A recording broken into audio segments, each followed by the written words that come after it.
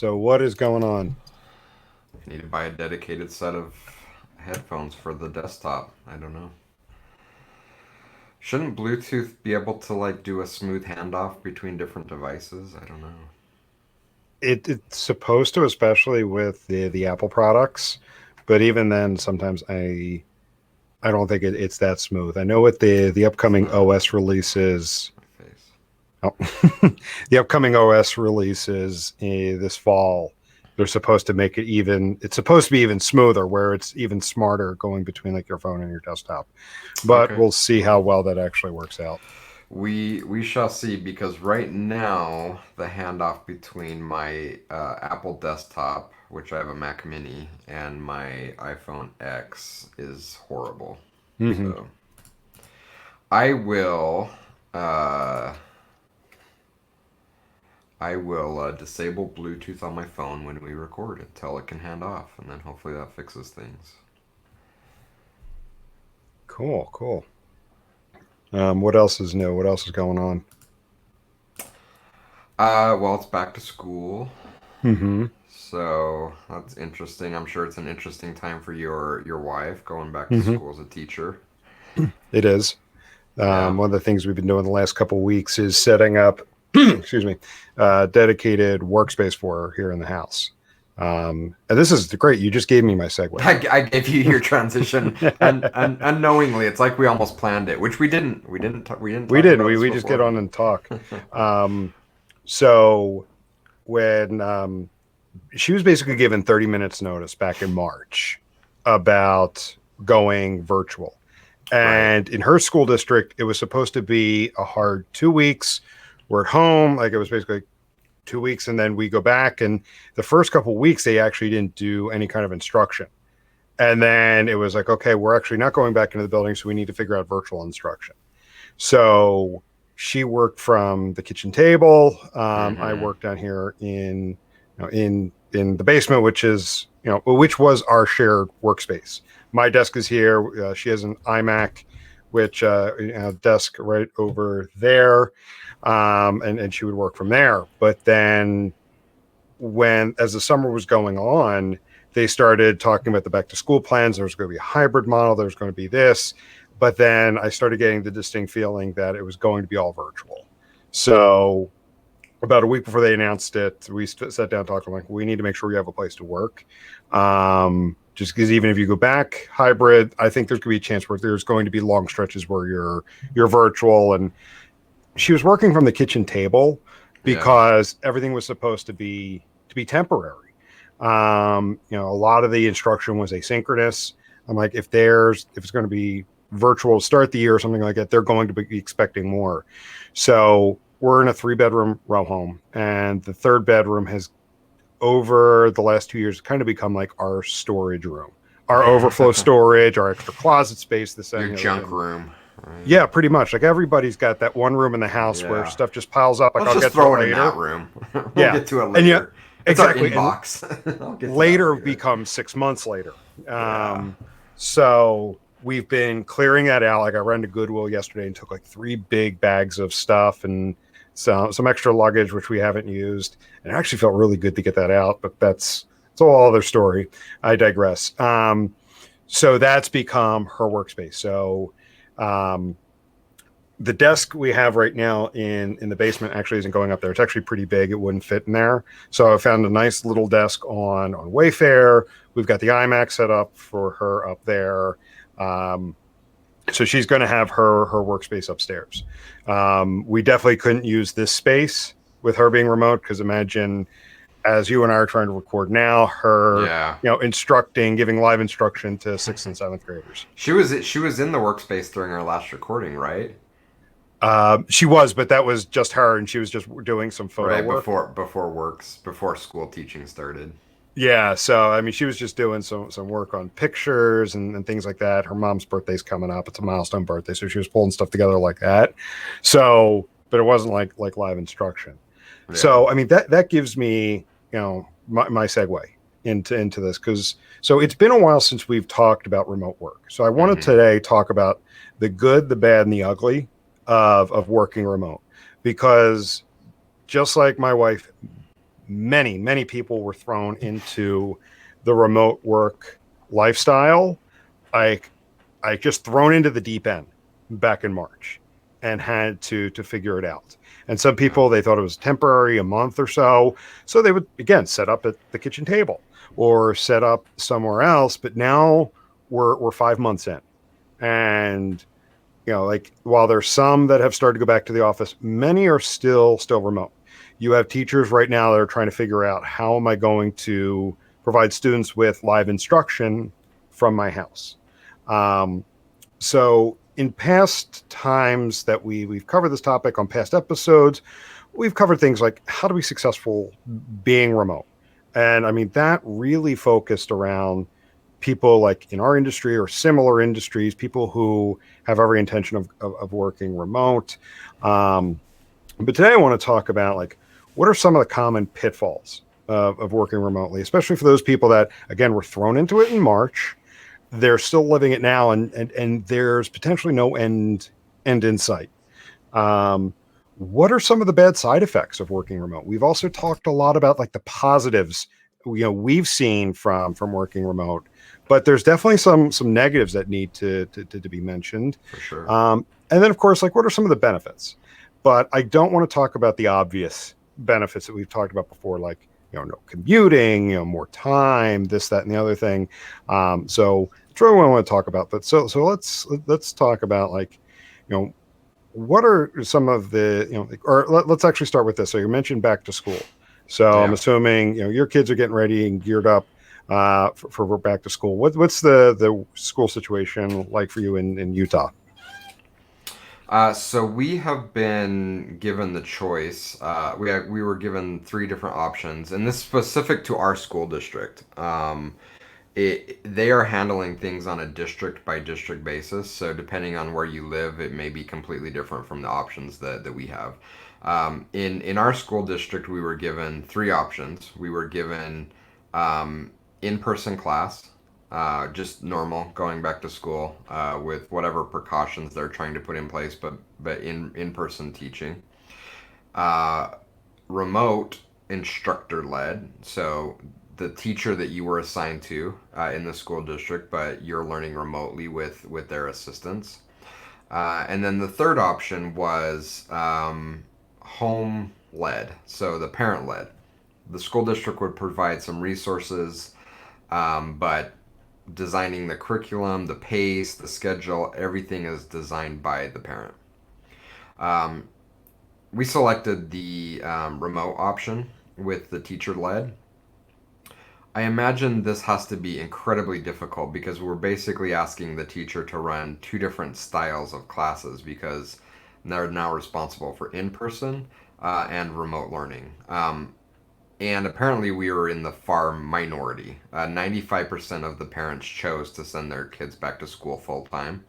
Only 5% chose to do a home option. So we'll see how that works out. But speaking of that, and speaking of kind of spaces, it's a conversation that we've had of you can't just organically pick a space to do homeschool, to do work from home. And I think we see that happening a lot with people that are new to remote work. Just like, oh, I'll work at the kitchen table, I'll grab, something and I'll sit on my bed and work on my laptop. It doesn't work. You have to have a dedicated space that you've thought through how to lay it out. And that's been my concern for my kindergarten aged son is like we can't just have him learn and do work at the kitchen table or randomly at this other place. I think there needs to be a dedicated space set up where this is our learning space. And not to say that you can't have that flexibility to say if like you want to go out on the deck one day or at one point in time that you shouldn't be able to do that. But you do need some kind of space set aside to say when I'm in this space, I'm doing X. Yeah, I think that that's the big thing everybody misses because before all of this and everything this year, when I would explain to people that I work from home permanently, I got one of two reactions. I could never do that because I don't have the discipline to do it, Or the other reaction was, is, oh, that's great. You don't have to worry about, getting dressed in the morning. You can work in your gym shorts. You can work in your pajamas. You can kind of just coast in and coast out. And I'm like, actually, that's the biggest pitfall with working remotely, is that um, the space where you're working from also helps set your routine. And if Yeah. you don't have that space, that routine, then you never actually start work, and then you actually never end it either.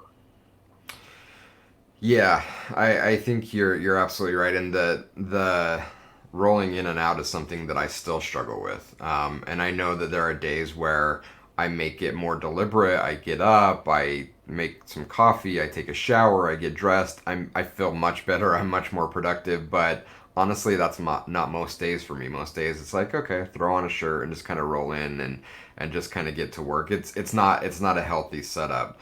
The space setup I've been much better at, and I've just had a lot of years to perfect that. In fact, when I first started experimenting with working remotely, I want to say 2007, 2008, maybe even before that. My setup was just a random, I think it was from Walmart desk in the basement, in the corner of a family room in the basement. So there was a bunch of toys and stuff all around. Like it was not a workspace, but I had been working there for like 6 months or so, and during that time, Hila wanted us to enter the very first Omniture analytics challenge that was held. So that will date it. I'll have to go back and look when that was held. And I'm like, okay. So we started designing an entry for that contest, and I was down in the basement at this desk, and I'm like, I can't do this. I'm struggling. This is really hard. During that time, I made the decision to transition one of our unused bedrooms into an office and completely redid it. So, I tore up the carpet, laid hardwood flooring, repainted the walls, like very deliberately said, I'm going to transition the space from what it was before into something new. Got a new desk and transitioned it into an office in the upstairs, had a big, nice window that brought in a lot of light. I felt so much different. I felt more creative. I felt more energized. And this project that Hila and I were working on just took off. We ended up winning the very first Omniture Developers Analytics Challenge. I can't remember what it was called back then. And I attribute a big part of that to changing my space. And that lesson has stuck with me. And now, as we're building a remote company and I've been working remotely for over a decade, being very thoughtful in how I lay out that space. And I'm fortunate to have a dedicated room that I can call my office. I know that that may not be an option for everybody, but it doesn't necessarily need to be a whole dedicated home office. It's just that space. You need to think deliberately about creating that space, and it could be using things like room dividers or whatever, but think creatively and think proactively about, I want to create this, I want to design this as my workspace, and you will be amazed at how it transitions your day to day. And I know that this is a challenge for so many people, that this is the first time they've tried working remotely, because I see it. I'm sure you may have seen it as well, as we've been on conference calls with clients and we get to see into their homes, which is amazing. Um, but we see their setup, and I'm like, well, where are you at? And they're like, well, I'm at my kitchen table, or I put up a card table in the corner of my bedroom. They just don't have a setup, and we kind of take it for granted that we've been doing this for so long, and we at least have a dedicated space. And we're seeing them struggle with the things that we struggled with in the very beginning. Of, they're just like, wherever I can set up my laptop, that's going to be my workspace. And it's not conducive to doing really good work. It's not conducive to creativity. Yeah, I totally agree. And that's where, like, the commuting aspect of going into the office, that sets your routine, and then you're going to a dedicated workspace. Whereas now, and again, a lot of the people that we're working with have been thrust into this. They don't have that dedicated workspace. So then what also starts to decay is the routine. It becomes this vicious cycle of no routine of actually getting up and getting ready and going somewhere. And so I've been working remote, dedicated working remote 6.5 years. Prior to that, I would work, a couple days in the office, a couple days at home. But now with 6.5 years of being 100% remote, and like I remember, reading stuff as I was getting ready to make that transition, and like the common theme came back to two things. The two most common pitfalls are no dedicated space, that this is purely where I work, and no routine, or lack Mm-hmm. of lack of routine. I remember reading one article where one person they interviewed said, like, this person walks out the door, actually, like, gets their stuff together, walks out the front door, and then comes in the back door to where their office space was, and that kind of that was a device for them where, okay, I'm at work now. And then when they would leave, they would go back out the back door and come back in the front door. And that is a routine. And everybody needs to build their own routine. I can give advice, and I've given advice in the past on how I structure my routine. But everyone kind of needs to find that trick. But if you don't have that dedicated workspace, it's hard to build the routine. Yeah, I think that's the order, right? I Mhm. think, and you're spot on. I would give those two recommendations as well in that order. First, you need to set up your space and be deliberate about just setting up your space, and then second, you need to come up with a routine. And I would start with the morning routine because that defines your day.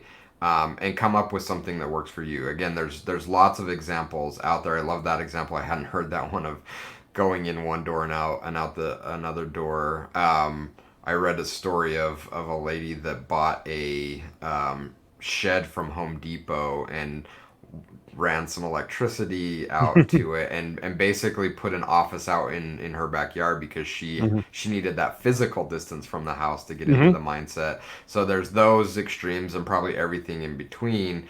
There's not a one size fits all. You need to experiment with what works for you, but coming up with some kind of routine to give your body that muscle memory of, okay, now I'm going into work, Mhm.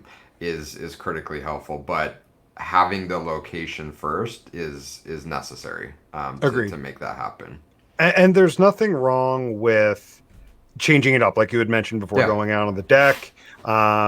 So like right now with the summer, both my son and wife are at home throughout the day. But like yesterday, my wife had to run some errands, so the two of them were out of the house. So I went upstairs and sat on the couch in the living room just for a change of space. I had my feet up on the chaise lounge, and work from there just for a change of scenery. Back in the spring, we got all new patio furniture. Mm, And I haven't been able to use it lately. It's just been really, really hot, and the sun just beats on the front of the house for a better yeah. part of the day. But like with fall coming around, I'm looking forward to getting back and being able to sit outside and do some work from there, for an hour or two a day, again, just to change it up.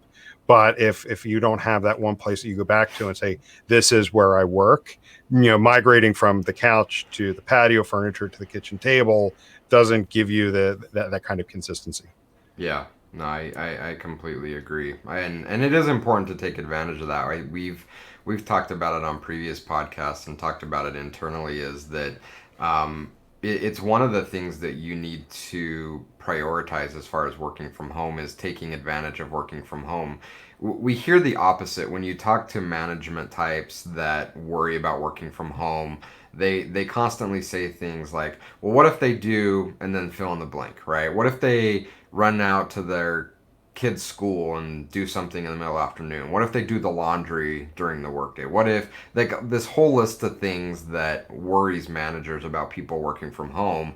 The reality is it's the vast opposite of that, which is happening is that we aren't taking advantage of it, right? We aren't doing those things that the managers so fear that we will do, and we need to, right? We need to take advantage of those advantages that come with working from home. And I just find it interesting that the things that people fear the most are often the things that we don't take advantage of and should be. So it's also a good reminder to maybe a third component to add in there. Once you have your space, once you have your routine, prioritize taking advantage of working from home.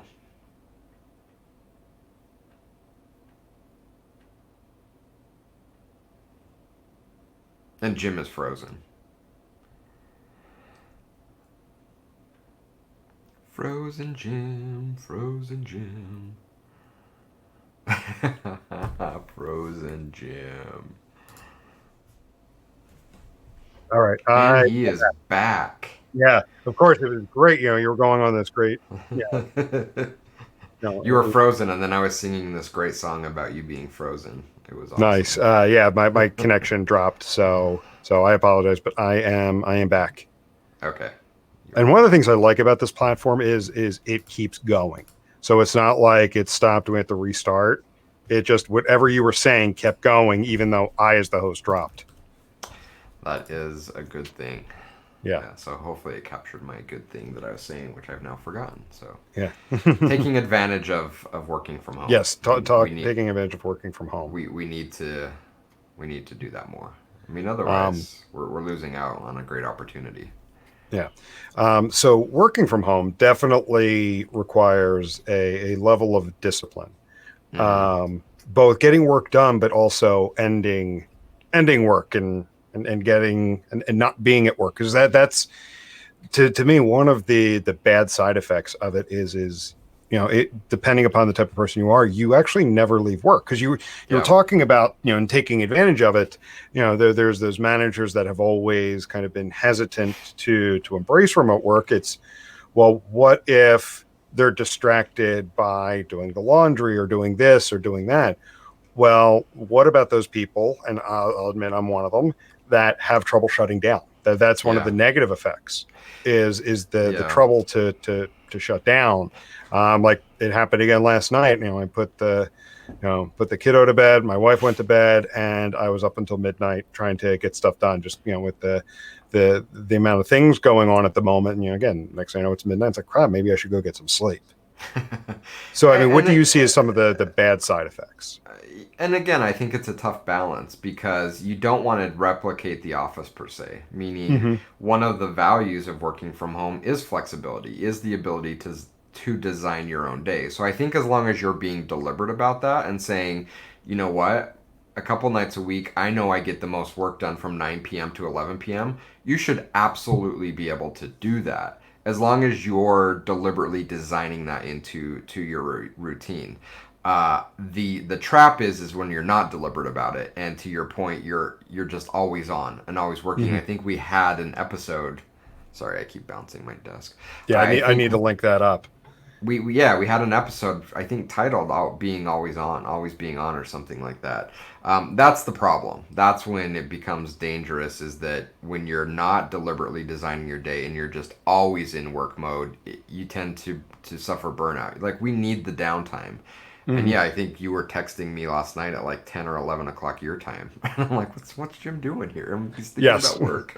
Um, and again, I think that that's perfectly fine as long as you're the one that's designing that into your workflow and we're taking advantage of the opportunity that we don't have a rigid, you have to work 8:30 to 5 p.m. or whatever it is. We don't work that way.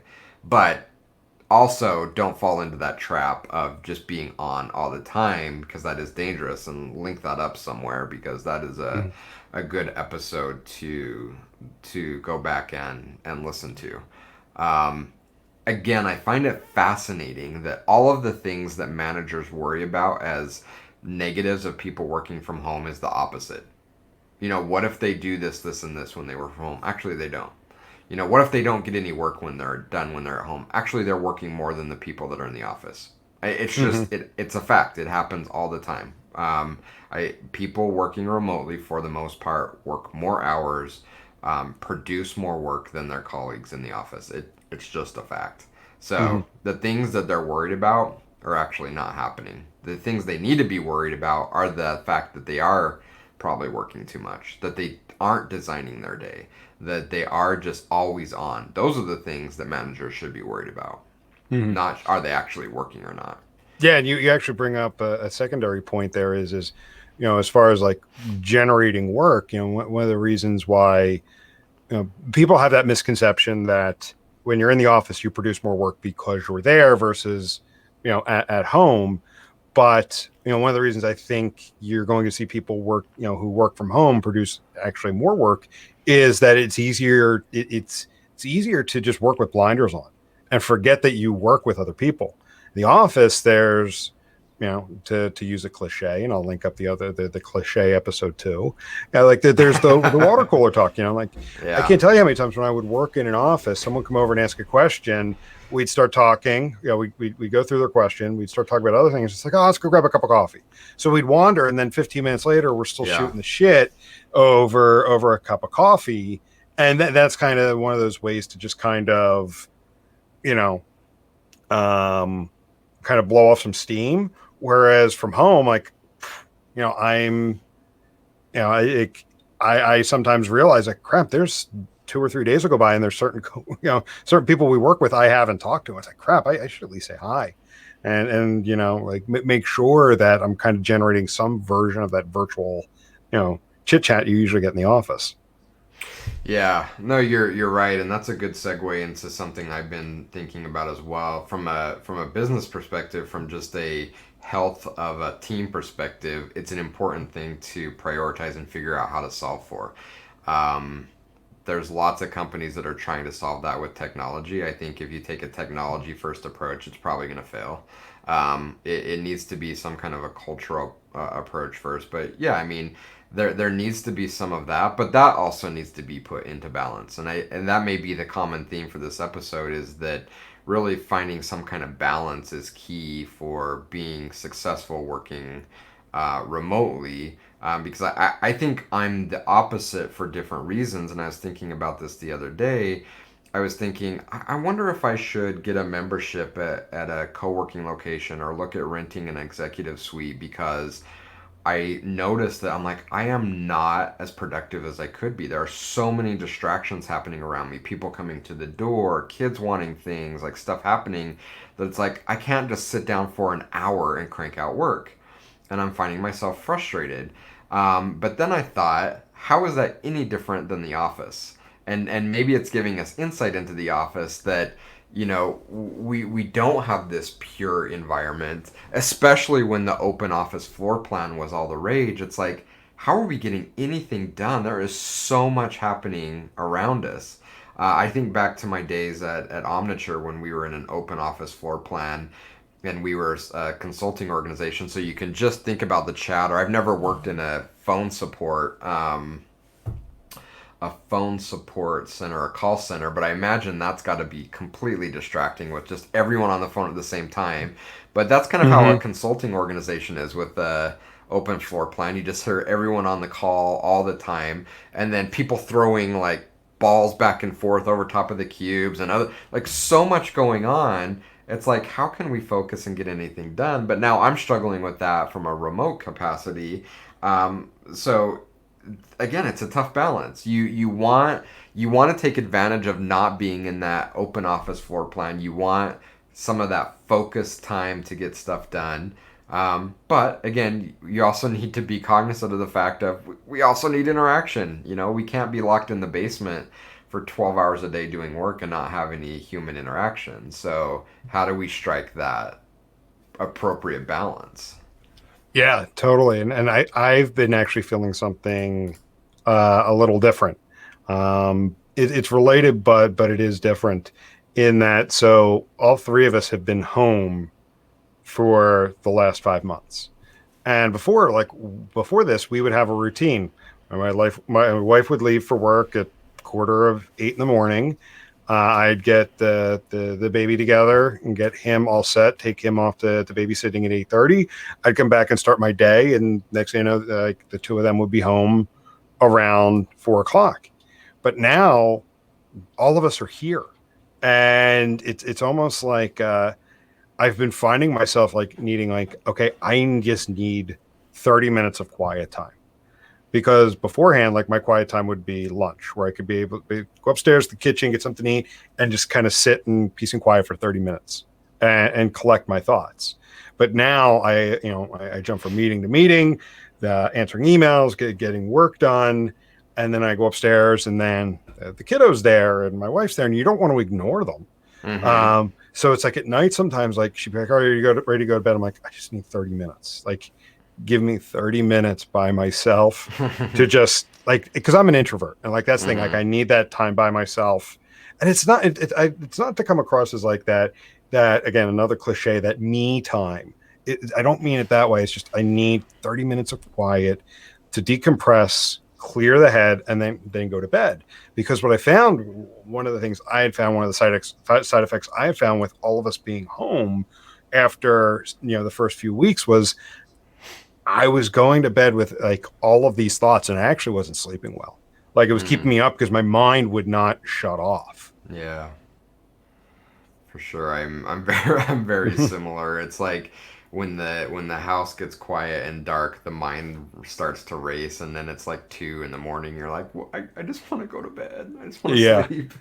yeah. So it's been trying Yeah, to find that. So, um, we're still working on figuring that out, especially since right now the remote learning plan is they say November 17th, but that's a week before Thanksgiving. And we all know the time between Thanksgiving and Christmas flies. I'm like, you're not going back into the school till mid-January at the earliest. yeah. So we've got 4+ months of us working together in a house that like we need to figure out how to like there's none of that like time where again that 30 minutes just to be by myself to clear the head, her way of shutting off from work too, because I think Yeah. like again like many people who are still trying to figure this out, like working from home, like that workspace, having that routine but also shutting off at the end of the day. It's going to be interesting to see how this happens with a lot of people now, a lot of teachers being expected to teach a full day from Yeah. home. Yeah, it's challenging for sure. One of the things that I've been experimenting with and has worked amazingly well is listening to the radio, but podcasts. So, as a child, I would often fall asleep listening to old time radio shows. So, like shows from the 40s and 50s. Um, and recently, I've been listening to long form podcasts, so anything an hour or more in length, as a way to calm down and go to sleep. One of my favorites is listening to older car talk episodes on NPR. I love that show, but are all available via podcast. I don't know that I've made it through an hour episode of any podcast since I've started doing it. I'll go back and re-listen to it, and I'm like, wait a minute. I fell asleep like literally 10 minutes into this, and so that's one of the things that has helped me. It's kind of created that routine. It's like, okay, just shut the lights off, quiet, turn on a podcast, listen to it, and for me, I don't know, it distracts my brain, it slows it down, and I end up falling asleep well before the episode ends. Mhm. Yeah, I found something similar. I found a guided meditation app, just like Oh, something nice. to shut off the brain at night, because Yeah. that's my problem is the mind starts going, and then it's the don't forget about doing this in the morning, and you've got to get this Yeah. done tomorrow, and then oh god, I forgot to do this today, and if I need to run downstairs and answer this email before I go to sleep, and that kind of has helped, just like it's got like the relaxation intro, and it just kind of helps quiet things down. So, you and I both, I think, use Workflowy. It's Yes. something that I've added into my nighttime routine as well. That's helped immensely. Is as part of my Workflowy setup, I have a tasks folder, and in there I have basically like today, tomorrow, next week. And if I'm late at night and I'm thinking through, I got to do X, I got to do Y, if I don't write that down, I will think about that all night long. So even if I'm Hmm. laying in bed and my mind is racing, I will get up, I will come into the office. I could do it on my phone on the mobile app, but I found like getting up, coming into the office, and writing all those things into my workflowy document instantly lets let me let go of that and I can go back to sleep. So Hmm. for me, that's been really helpful. Just kind of writing it down, saying I'll deal with it tomorrow. Those are things I know I need to do tomorrow, or these are things I know I need to document for next week. If I can write it down, then my brain says, okay, I can let go of that. Yeah, totally. And that's why I was sending out like those emails and Slack messages last night at 11:30 was is get them out. Don't even leave them in draft form. Don't expect anybody to respond. The goal wasn't to get a response from anybody. It was get it out. People will see it in the morning, but it's then off my mind. I'm not even worrying Yeah. about that draft. I'm like, well, let's go back in and edit this and get it. Got it's sent. It's done. Yeah, I've been doing something similar, but I've been using the scheduler option in my email platform Hmm. um, of writing the emails and then scheduling it for a future date as a way to get it out of my head. It's like if I Hmm. don't, then I'm going to sit there and think about it and think about it and think about it. So I have time right now. I'm just going to write it. If it makes sense to send it, I'll just send it. If I want this to be more timely and go at a different time, I'll just schedule it and then I can just, my brain can let it go. Yeah. Cool. So I want to pivot the conversation, start wrapping things up. So I know we've talked a lot of the difficulties, again, the pitfalls, some of the things some of the not so positive effects. Yeah. Um, for those again that are still adjusting to this, what are some of the positives, and not the obvious ones? Again, that we talked about, like lack of commuting and saving on gas and things like that. What are some of the positive things that people could experience with working remotely? I would say the biggest positive is autonomy. Um, Perhaps that you're coming from a situation where you have leadership, you have a culture that maybe doesn't value autonomy, but as everyone goes remote, that kind of gets destroyed, at least in the short term. You have autonomy to some level now that is completely different than when you were in the office, whether you realize it or not. So I would say that that is the biggest upside that people should be thinking about and thinking about how to hold on to that and value it, because there is huge upsides to having autonomy to design your own day.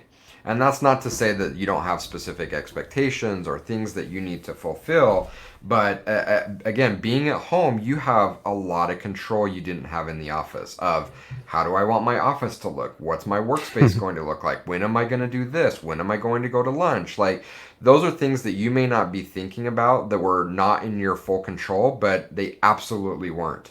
And again, depending on where you work, that's going to differ in differing levels. But I will tell you that I have worked in organizations that I had zero autonomy over my workspace. In fact, at one company, I think it was my first job out of college, I did things to like make my workspace feel a little more homely. And I would get nasty emails from our facilities saying, you do not have the right to do X. I think I Hmm. had plugged in a little lamp. That's a fire hazard. That's a risk. You can't have a little lamp. I think at one place I hung something on the wall. Nope, you can't put anything on the walls. So, whether you realize it or not, you don't have really as much control to some degree as you do now at home. And I think that's the biggest upside is this sense of autonomy, and you now are in control of designing your day, both literally and figuratively. Physically designing it and mentally designing how you work. That I think people need to accept and realize and figure out how to value that. At some point in time, that's going to go away a bit because people will go back to a more normal office routine. I'm hoping that people will take away the lesson that autonomy is important.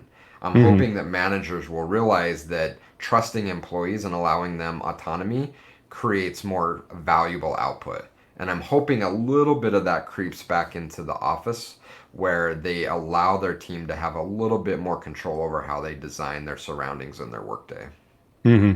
No, that's a good one. I really like the idea of autonomy, and I was going to mention like being able to design the space where you work to fit what you want, and I've had similar experiences in the past in the office where you couldn't choose where you wanted to sit. You were told where to sit. You were told what it had to look like. At one point, I was in the front area of the office, and like they would bring clients through, and I mean, I'm not saying keep your desk look, don't be a slob with your desk, but like there Mm-hmm. were people going around checking, make sure that everything was perfect and you didn't have anything up that could upset somebody or anything like that. And again, I'm not saying you have, controversial material out. I'm not saying anything like that.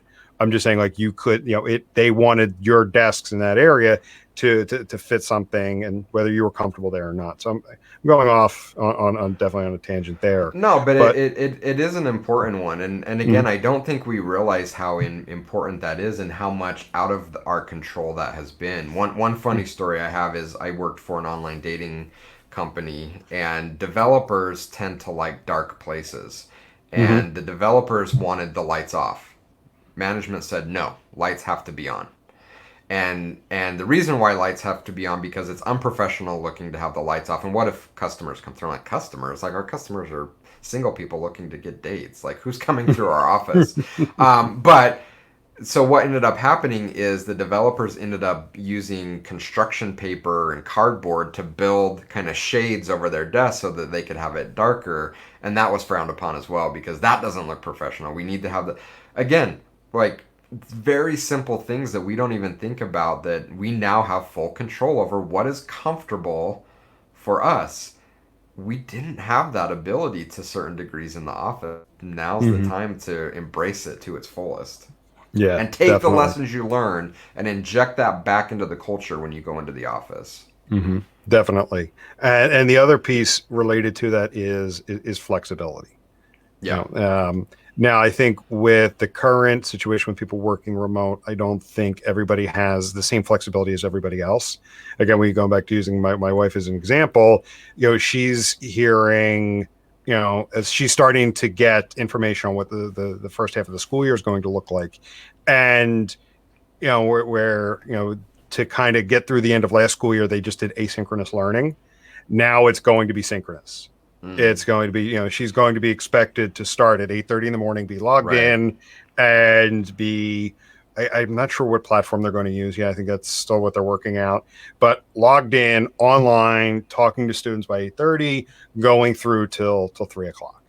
And now, granted, like the principal she works for now is really good about letting people kind of decide how they want to structure things. But there are going to be certain things like that from 8:30 to 3, Yeah, you're set, which is I've got a different level of flexibility.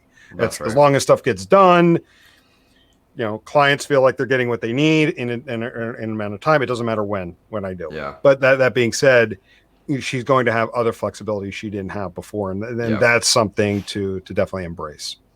Agreed, and I think that that's the biggest takeaway from this conversation is that we can't just let things happen to us from a remote work perspective. We can't take the just organic, natural approach of let's just be reactionary to however this setup is. To be successful in a remote environment, you have to be proactive. You have to be deliberate in how you design things. Again, everything from your space to how you work to how you have things structured. It's up to you. You have again a lot of autonomy whether it's gifted to you or not. Just that separation creates that autonomy. You have to recognize that and think through how you're going to take advantage of that to become more successful, more valuable, more happier, a better employee, a better Mm-hmm. teacher, a better student. You have to think about it. It's not just going to happen. You have to put in the work, and you have a great opportunity to do that right now. Yeah, totally agree. So this was a lot of fun. It's been a while since we've talked about working remote, and I think with schools having just gone back and a lot of them going in some form or another with virtual learning, people still trying to figure this out. I think this was a good time to talk about this. Agreed. I always love talking about this topic. So, Yeah, it's a lot of fun. I mean, I'm still learning. I'm still adjusting, and every now and then I just try to change things up again, so to have the variety. I think it's okay to always be learning. I think that's the mold we're in. In fact, I was thinking about it this morning that the people that are the most vocal about having all the answers on how to do hard things have actually never taken the risk to do hard things. Hmm. So, I think it's very healthy to say we don't have it figured out. We're constantly learning new things. We don't have all the answers, but we're doing it. We're trying. We're on the path, and I think Mhm. that's the most important piece. I forget where I read this line, but it's something I've embraced over, say, the last year or so. Certainty is the opposite of knowledge. Mm, I like that. When you're certain about something, you are not open to new Yeah. ideas, new approaches, different perspectives. So certainty is the opposite. Certainty is the opposite of knowledge. It reminds me of the Zen quote about the beginner's mind. In the beginner's mind, there are many possibilities. In the expert's mind, there are a few. That's a good one too. I like that. Yeah. Yeah. Cool, man. Well, Awesome. this was great. Thanks for the time, and we'll talk to everybody later. All right. See ya. See ya.